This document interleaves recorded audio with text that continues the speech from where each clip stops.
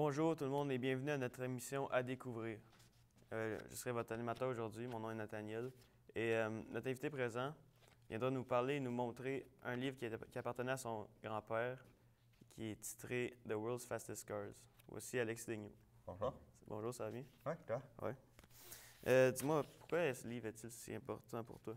Le livre est très important pour moi vu que il a appartenu à mon grand-père, qui était un fan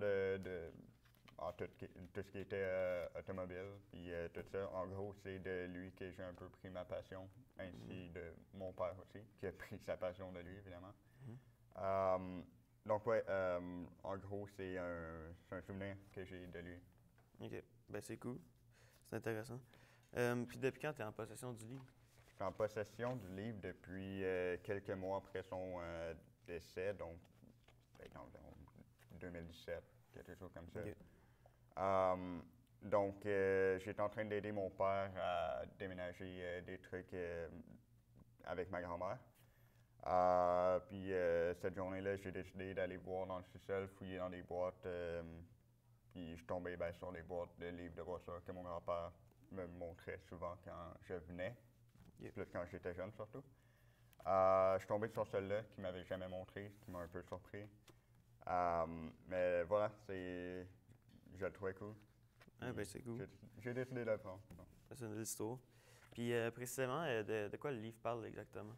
Le livre parle des véhicules les plus rapides de l'époque, donc en 1989.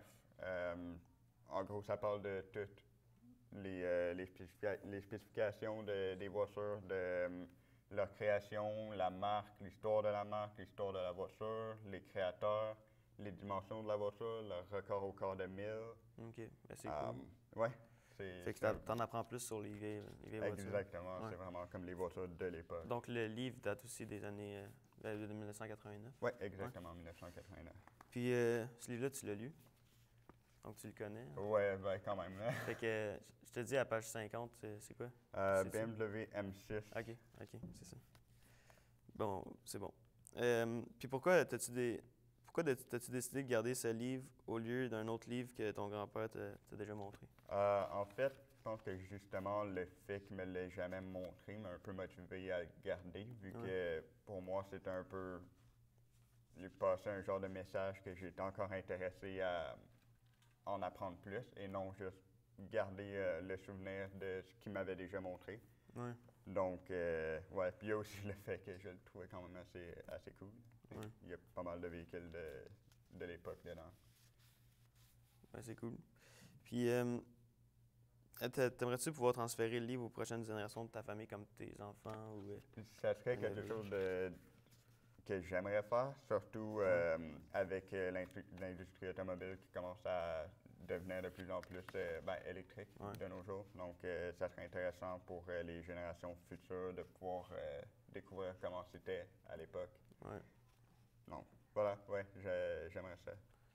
Ouais. C'est tout un changement, les nouvelles voitures électriques, puis tout ce qu'ils apportent pour l'environnement. Puis... Ouais, c'est intéressant, mais je sais pas, il y a comme moins de... Pour moi, je trouve, il y a moins de fun, il n'y a pas de bruit en même temps.